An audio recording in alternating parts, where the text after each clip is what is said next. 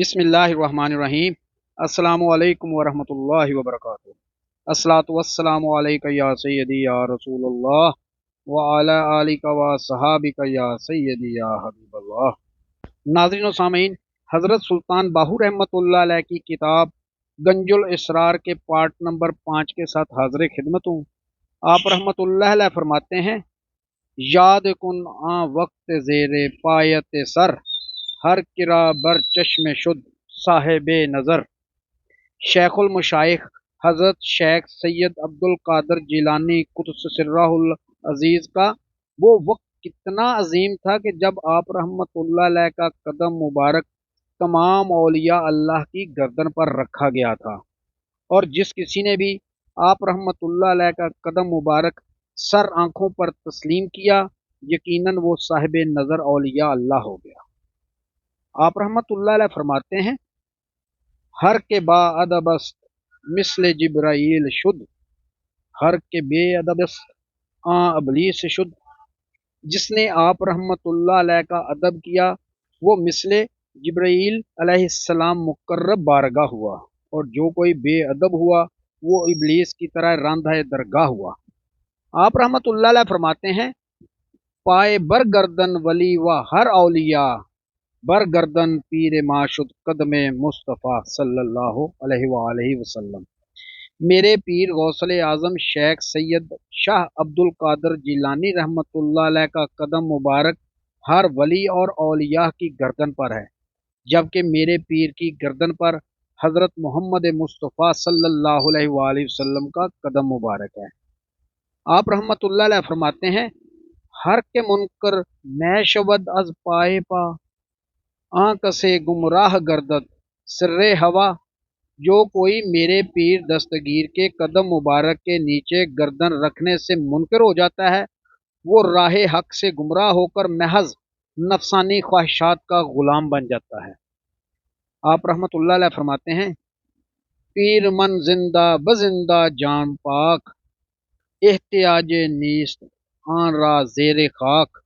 میرے پیر دستگیر رحمت اللہ علیہ ہمیشہ کے لیے زندہ ہیں کہ آپ رحمت اللہ علیہ کو ہمیشہ قائم رہنے والی جان پاک یعنی زندگی حاصل ہے، اگرچہ آپ زیر خاک قبر پاک میں ہیں، مگر لا یحتاج و بے نیاز دونوں جہاں کے بادشاہ ہیں۔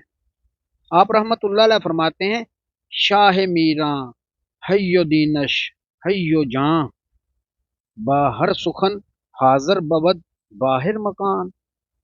شاہ میراں رحمت اللہ علیہ دین مصطفی صلی اللہ علیہ وآلہ وسلم کی زندگی اور جان ہے۔ آپ کو جس مشکل میں جہاں کہیں بھی پکارا جائے ایک لمحہ میں حاضر ہو جاتے ہیں۔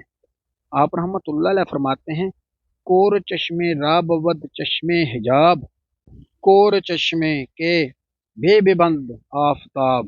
اگرچہ میرے پیر دستگیر رحمت اللہ علیہ کی ذات سورج کی طرح روشن و تاباں ہے، اور آپ رحمت اللہ علیہ کا فیضان جاری ہے، مگر اندھوں کی بد نصیبی کہ ان کی آنکھیں ہی ان کا بڑا حجاب ہیں۔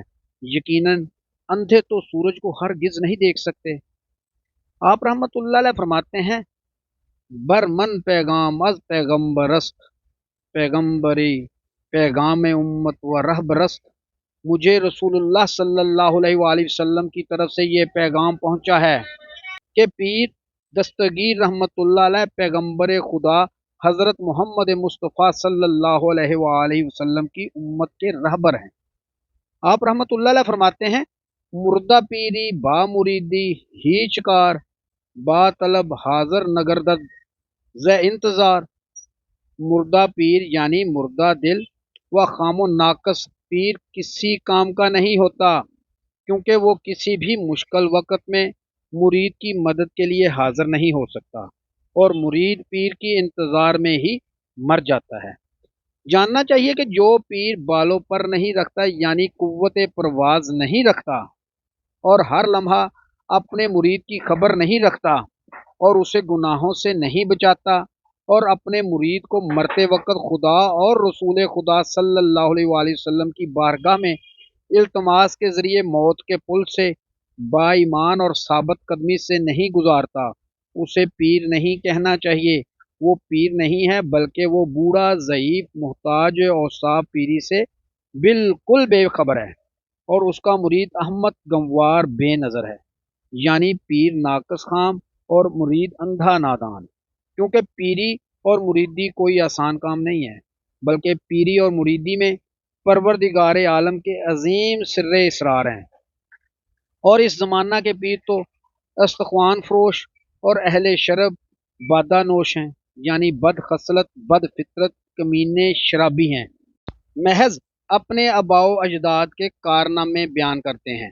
ایسے پیروں سے ہزار بار استغفار پڑھنی چاہیے، اللہ ایسے برے پیروں سے بچائے، اگرچہ اپنے کیے کے بدلہ تو ضرور پائیں گے۔ پارہ نمبر 30 سورت الزلزال آیت نمبر 7 اور 8 میں فرمان خدا ہے، فَمَن يَعْمَلُ مِثْقَالَ ذَرَّةٍ خَيْرًا يَرَهُ وَمَن يَعْمَلُ مِثْقَالَ ذَرَّةٍ شَرًّا يَرَهُ۔ پھر جس نے ذرہ برابر نیکی کی تو اس کا اجر اسے ہی ملے گا، اور جس نے ذرہ برابر بدی کی تو اس کا خمیازہ بھی اسے ہی بھگتنا ہوگا۔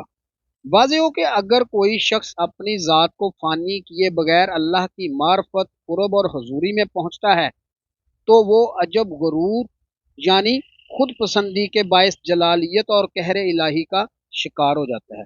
چنانچہ اکثر اہل عجب و غرور جلالیت الہی کے باعث غلبات مستی میں کہتے ہیں کہ ہم در حقیقت اہل معرفت، مقرب الہی اور اہل حضور ہیں، جبکہ دراصل وہ بے امن پریشان حال خدا سے دور ہوتے ہیں، اور جلالیت الہی ہی ان کی بے امنی، پریشان حالی اور دوری کا سبب ہوتی ہے، جبکہ تصور اسم اللہ ذات جلالیت و جمالیت سے ماورا امان الہی کا باعث ہیں، اور تصور اسم اللہ ذات کے ذریعے ہی آدمی حقیقت و معرفت میں کامل فقیر ہوتا ہے، کیونکہ تصور اسم اللہ ذات کی تاثیر سے آدمی کے وجود میں حقیقی فکر، راز الہی اور اللہ کا ذکر پاک ظاہر ہوتا ہے، جو کہ اللہ کا نور مطلق ہے۔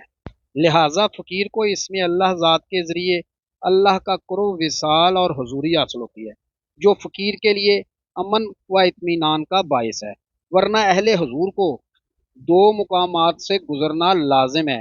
ایک یہ کہ مقام جلالیت کو عبور کرنا چاہیے کہ یہ مقام مجموعہ جہالت ہے، یعنی یہ مقام خود پسندی، تکبر اور خدا سے دوری کا موجب ہے، جس میں غرور کے باعث ان آدمی کے وجود میں کثرت مستی و بے خودی پیدا ہوتی ہے، جو دیگر برادران اسلام کے لیے سراسر ضرر رساں ہے۔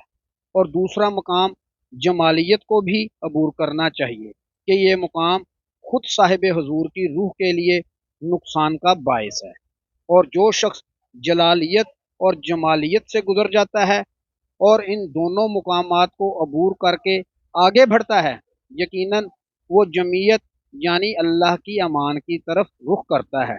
چنانچہ جمیت دانستگی اور ہوشیاری کو کہتے ہیں، اور ہوشیار وہ شخص ہوتا ہے جس کی نگاہ روز قیامت اور حساب پروردگار پر ہو، لہٰذا ایسے شخص سے برادران اسلام کو کوئی نقصان نہیں پہنچتا۔ ناظرین و سامعین، امید ہے کہ آپ کو آج کی ویڈیو پسند آئی ہوگی۔ آئندہ ملیں گے انشاءاللہ اسی کتاب کے پارٹ نمبر 6 کے ساتھ۔ اس وقت تک اپنا خیال رکھیے گا۔ اپنے میزبان خالد قمر کو اجازت دیجیے۔ اللہ حافظ۔